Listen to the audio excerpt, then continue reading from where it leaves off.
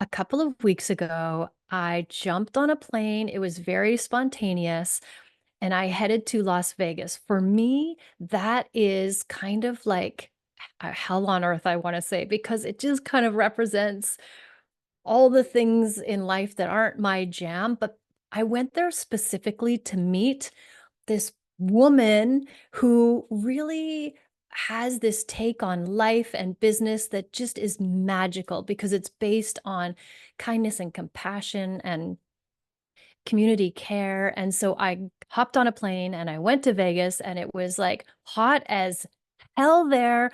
I felt like if I stood still, my shoes would melt onto the cement. It was just insanely hot. But in the moment of being in Vegas and learning all these things, I think one of the best parts of that experience was meeting new people.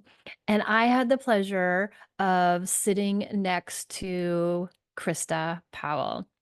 And she was there for the very same reason, and we connected instantly, and we got super excited because we both have this passion of helping women, especially in midlife. And I said, "Girl, we have got to stay connected, and we have to share, share your gifts with my community because what she does is just so amazing as well." So I want to introduce you to Krista Powell, the pleasure coach. Krista, could you please just take a moment to introduce yourself and say a little bit about what you do and how we met and all that? Absolutely, Heather. My name is Krista Powell. I'm a life coach and I call myself a pleasure coach. I work with your unconscious mind. I do subconscious reprogramming. I really help women with the mindset of pleasure to release limiting beliefs, to step back in their body, to really take care of themselves and put themselves in a position where they can receive and enjoy all the pleasures of life. Mm. And isn't it interesting because the first thing that pops up is pleasure in my brain when you say this is that pleasure is the last thing on our mind. We're so busy taking care of everybody else that we never wake up in the morning and think like, how can I, make sure that I have lots of pleasure today? And there's so many levels of the pleasure. And when we're in midlife, I think one of the biggest things is our kids. I always say they dump us or break up with us. And then we have to figure out who we are without being these children's mother. And where do we refine our pleasure and how do we let go of them? Does that come up for you a lot? Absolutely. There is so much around of so much of what you said from just prioritizing pleasure in our life as we're so busy. You see, I'm sure you see it with your clients too, with feeding ourselves, moving our body and pleasure. These are things that we often view as secondary and the running the household, taking care of the kids, taking care of our partners often get prioritized above these really important needs that we have for ourselves. Yeah, and let's get a little bit sexy here and talk about like pleasure. Yes, when I talk about pleasure with my clients, we start out by just paying attention to everyday pleasure. So it may be that you're driving to work and you pass this park that you love that's so beautiful, and just paying attention to how that feels in your body. When you wake up in the morning and your cat or your dog comes to see you and they have that enthusiasm, paying attention to how that feels in your body. When you have the perfect peach at the perfect amount of ripeness and you bite into it and it's just like, oh, the sweetness, this composition is just lights your body up. Like, let's start paying attention to those sources of pleasure for throughout our day, because once we find that connection, then we can start to open up and see what we really enjoy in our pleasure in our intimate relationships. Oh, that's so good. I like that introduction of like what is actually pleasure to me, because I do a lot of this with my clients too, right? Like when you're trying to find those sensations in your physical body. And then as soon as you said peach, what popped into my mind is like you can't eat a delicious peach without making that slurping sound. Have you ever noticed that? That's how you know it's a good peach. Like you have to slurp it. It's so juicy and delicious. But when we take it to like that intimate relationship, it quite often is also like pleasure, receiving pleasure, being able to receive pleasure and knowing what that feels like instead of giving pleasure all the time. And that's a huge one across the board in being a woman and being a mom, right? Like, just what does that feel like for us and putting our needs at the top of the list? Absolutely. And I really loved in one of your recent podcasts, you talk about dating yourself. And this is such a great thing to do in midlife because what we enjoyed as pleasure when we were 18, 20, 25 may not be the same as what we're enjoying now, but we don't often pay attention to this. And we change our hairstyle, we change our clothes, we change the way we work out, we change the way we eat as we age and our tastes change, but we don't often change our pleasure practice. And so really getting in tune with who you are today is just a tremendous and important step in our sexuality and who we are as people. Pleasure practice, because also as our hormones change, our desire for pleasure changes too. And that can be related to hormones. It can be related to how our body's changing and how we feel about our body. And it can be related to our relationship with our partner. Like, there's so many layers to it. What do you think would be the best place to start? Well, I thought today we could talk about, like, you're right, there's so many layers. And one of the layers is often that women tend to be caregivers. And sometimes we are overzealous in our role as caregivers. And when we're raising children, we just do not want our children to be in pain. If you're lucky enough to have a teenager that talks to you, my experience is often that they come home and then they just dump everything from the day and all the people who they think, um, you know, were mean to them and these horrible things that happened in class, and they're just going and going, and you're just putting your hands out to collect all these emotions, and then your child feels so good and they walk away and you're left holding all these emotions that you don't know what to do with. And over time, just holding all of these emotions can really start to weigh you down, and you may not pay attention to it and notice it. And one way to think of it is that you can imagine that you're holding these trays of champagne flutes, and each flute is filled with somebody else's emotion, and you just keep carrying them and balancing them, and you have your hands up in the air and you're trying not to drop anything, and then someone you love comes in to give you a hug, and your body just recoils because you don't want to drop these champagne flutes.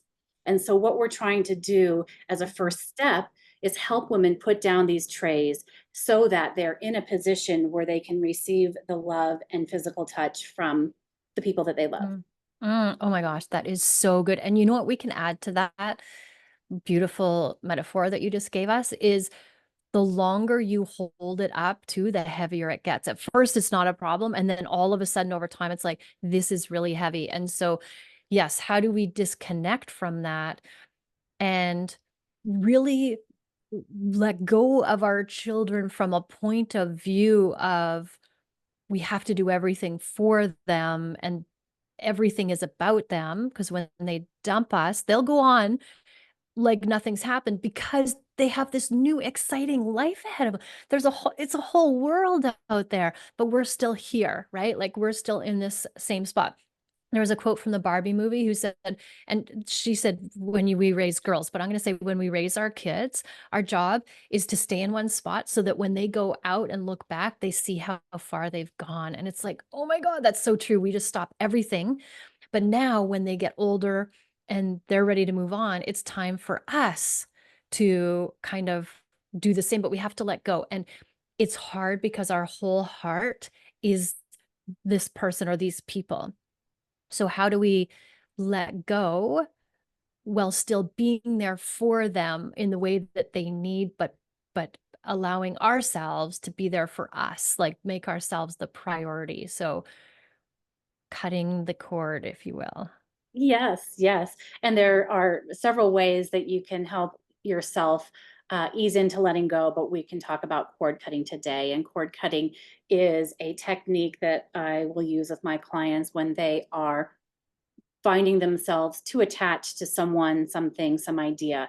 and we can walk through and explain what it Mhm. is. It's really an exercise of your unconscious mind. You can do this for people, for past versions of yourself. This can be done when you have a healthy relationship with someone or when there needs to be some forgiveness as Mm. well. Mhm. Yeah. And it can be done with letting go of all those emotions, like the flutes, like releasing those, all the things we're holding on to, right? So you can literally cut the cord, the energetic cord. So what we're talking about is I'm an energetic being, you're an energetic being, and we have this connection between us, right? So if it's a child, it's going to be a really thick, big cord, and if it's somebody that you don't know as well, but we all have these cords and we're in control of what cords are connected to us and when it's time to cut or disconnect that cord. So yeah, if you could walk us through a wonderful exercise, that would be good. A tool that we can use for when we need to cut these cords. Yes, absolutely. And just to make clear, we are not cutting all cords between ourselves and our children. These are just the ones that no longer serve us, the ones Mm. that are keeping either you or your child stuck in the place they are. It's the releasing to allow people to grow and expand. Love it. Okay. All right. Are we ready to start going into this? Yes, take it away. Okay. So this is something that should be done when you're sitting or lying down. So just settle into your chair, bed, or couch. Just be on something stable and feel the stability of the surface beneath you, of that object's connection to the floor and to the earth. Breathe into that sensation that you are supported and safe. And we spend so much time relying on our conscious mind. Let's just ask that part of us to take a break. Today, we're going to ask our unconscious mind to come out. And I want your unconscious mind to imagine that you have a big ball of white light swirling above your head. And just guide that light to come down through your crown chakra, through the top of your head. Fill your whole body with love and light. Anything that you'd like to heal, just make your body totally healthy, totally whole, completely full of love. And when you're ready, just open your heart and have the love and light stream through your heart and connect with a person for whom you've been carrying emotional baggage. This could be a child, a partner, a past version of yourself. Just fill them up from the top of their head all the way down to their toes so that they know that they are healed and held and full of love. And keep giving them love and light and thank them for playing the role they played in your life and teaching you so much. Let them know how much love you feel for them. And then let's just pay attention to the energetic cords that connect you to this person. Put a protective bubble around you and them to keep you all safe. And now I'm going to invite you to cut the cord if you desire. The purpose of cutting the cord is to discover the energetic connection with a person or past version of yourself so that you no longer give them energy and you're no longer taking on any energy that's less than love and above. You and they will be able to grow and evolve how you are now, not who you were back then. And if you're ready to sever the energetic cords that are no longer serving you, just imagine what resource you would like to use to cut these cords. Some people will think about light protection and will call in their spirit guides or ancestors or any protectors that fit in their model of the world. Other minds will create a tool, anything that your mind can imagine to cut these energetic cords. It could be a big, beautiful sword or magical scissors. It could be energetic lasers that automatically sever and seal the cords. Whatever your unconscious mind creates is perfect. Now just imagine that you have the power to sever the cords so that all that remains are the energetic connections of love and above. And when you're ready, go ahead and cut the cords of light and any connections between you and them. And just do it now and have those energetic cords fall to the ground. And if your unconscious mind is being stubborn, just remember that you are in charge and you can sever the cords now. If there's any need for forgiveness, just keep giving love and light and thank them for playing the role they played in your life. Forgive them for their participation in that role in the evolution of your consciousness. And if you need to, ask them to forgive you for the role that they played for you. Remember, we attract people in our life to mirror back to us so that we can become more conscious. And let's bring a big ball of white light healing energy in. Have it shower down on top of you, all the healing energy, until the site of the cord is completely healed and your hole is closed. And then send the healing energy light over to the other person as well. Heal anything you'd like to heal to make you both totally healthy, totally whole, and full of love. And now that you're energetically lighter, just say goodbye to that old dynamic and welcome the new energy of connection. Start to feel your body, your connection to the ground. Wiggle your fingers and toes. Take a deep breath. Come back into the room, fully awake, fully alert. Okay, I have to share. Oh my God. First of all, that was so good. Thank you, thank you, thank you. Here's what came up for me. First of all, when it came about, oh, we can separate even from ourselves, cut the cords. I was like, oh my gosh, I have this cord to cut about my old self. So first of all, thank you for that awareness because it wasn't at the top of my game. And I'm definitely going to do that one, after this call for myself. But then when it came to my kids, it was like, but if like the resistance was, but I don't want to totally separate from them. But then there's different levels of things that you can cut the cord with, right? So it's really important, like you said, and creating love and above. Like it's not like I'm cutting you out of my life forever or whatever. It's a transformation in the most kind, loving way. And that allowed me to let go of the resistance and really sink into it and be like, yes. And that's why we hold on, right? Like, oh my God, I'm going to lose this person, or who am I going to be if I'm not this person's mother? And so those are the two things that came up for me that I noticed, and then I was able to work through it to let that go. So that was really, really powerful. You can cut any kind of cord you want. It doesn't mean like cutting the cord and doing all the things. It's like it could be whatever you want it to be. Because like you said, you're in charge. Mm-hmm. Oh, so good. And you could also, if it resonates with you and it's something you and your child are open to, um, you could have your child listen to this and let them cut cords. I host in-person events and I'm located in Denver, and often my teenage daughter and her friends will attend. And I was blown away when we did this exercise with all the people that they needed to cut cords with. And it's really fascinating to realize that even at a young age, we take on the energetics of other people, and it doesn't always serve us.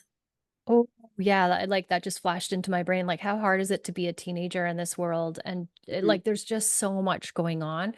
So I could see how powerful this would be for a teenager. Oh my gosh. Krista, let me just say, I'm super glad that we were able to find the time to do this and we'll do this again because we are so connected on so many levels. But thank you for sharing this tool with us today so you can take it and use it in whatever way serves you. And I just want to give you a minute just to tell people how they can get a hold of you if they want more information on this or they're interested in doing their own group circle or whatever that is. So what's the best way for people to get a hold of you? The easiest way to find me is on Instagram, and my Instagram handle is Golden Shift Coaching. You could also email me at hello@goldenshiftcoaching.com. I'd be happy to talk with you more about all that I do. That's fantastic. And then for those of you that are listening that have never come across me before, my name is Heather London and I help women master midlife. So you can go to my Instagram at Heather London Coaching and come and have fun and hang out with me there. Krista, thank you so much for our time together. And I will see you real soon. Everybody, Thank you for listening. Always, always, always love yourself first and have an amazing day.